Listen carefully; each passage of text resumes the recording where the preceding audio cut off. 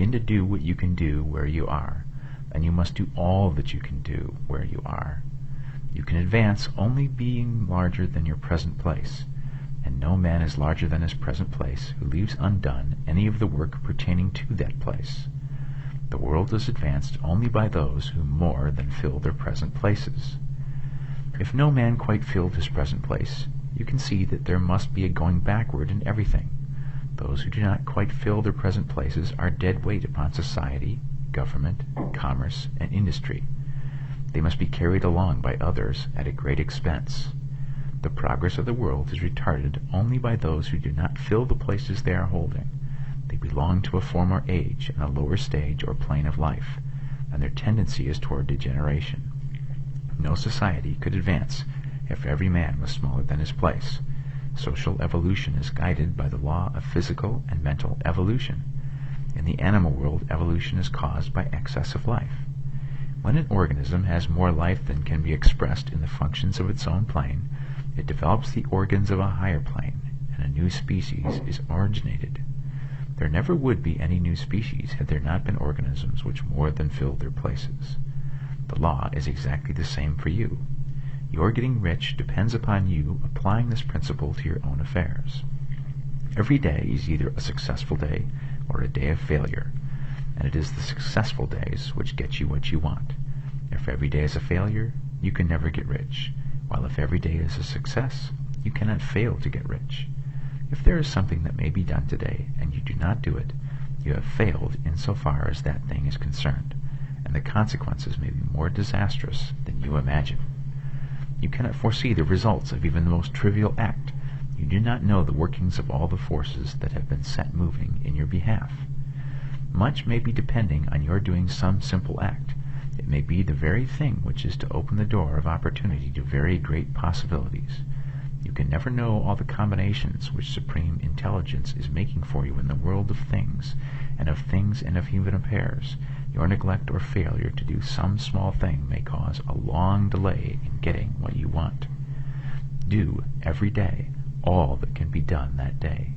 There is, however, a limitation or qualification of the above that you must take into account. You are not to overwork, nor to rush blindly into your business in the effort to do the greatest possible number of things in the shortest possible time.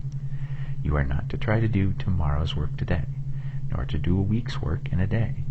It is really not the number of things you do, but the efficiency of each separate act that counts. Every act is, in itself, either a success or a failure. Every act is, in itself, either effective or inefficient. Every inefficient act is a failure, and if you spend your life in doing inefficient acts, your whole life will be a failure. The more things you do, the worse for you if all your acts are inefficient ones. On the other hand, every efficient act is a success in itself, and if every act of your life is an efficient one, your whole life must be a success. The cause of failure is doing too many things in an inefficient manner and not doing enough things in an efficient manner. You will see that it is a self-evident proposition that if you do not do any inefficient acts, and if you do a sufficient number of efficient acts, you will become rich. If, now, it is possible for you to make each act an efficient one, you will see again that the getting of riches is reduced to an exact science, like mathematics. The matter turns, then, on the questions whether you can make each separate act a success in itself. And this you can certainly do.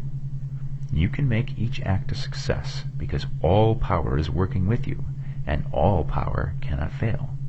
Power is at your service, and to make each act efficient, you have only to put power into it. Every action is either strong or weak, and when every one is strong, you are acting in a certain way which will make you rich. Every act can be made strong and efficient by holding your vision while you are doing it, and putting the whole power of your faith and purpose into it.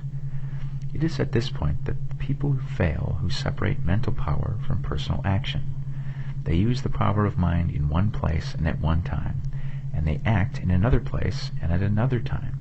So their acts are not successful in themselves. Too many of them are inefficient. But if all power goes into every act, no matter how commonplace, every act will be a success in itself. And as in the nature of things every success opens the way to other successes, your progress towards what you want and the progress of what you want towards you will become increasingly rapid. Remember that successful action is cumulative in its results. Since the desire for more life is inherent in all things, when a man begins to move towards larger life, more things attach themselves to him, and the influence of his desire is multiplied. Do, every day, all that you can do that day, and do each act in an efficient manner. In saying that you must hold your vision while you are doing each act, however trivial or commonplace, I do not mean to say that it is necessary at all times to see the vision distinctly to its smallest detail. It should be the work of your leisure hours to use your imagination on the details of your vision, and to contemplate them until they are firmly fixed upon memory. If you wish speedy results, spend practically all of your spare time in this practice. By continuous contemplation, you will get the picture of what you want, even to the smallest details, so firmly fixed upon your mind, and so completely transferred to the mind of formless substance, that in your working hours you need only to mentally refer to the picture to stimulate your faith and purpose, and cause your best effort to be put forth. Contemplate your picture in your leisure hours until your consciousness is so full of it that you can grasp it instantly. You will become so enthused with its bright promises that the mere thought of it will call forth the strongest energies of your whole being.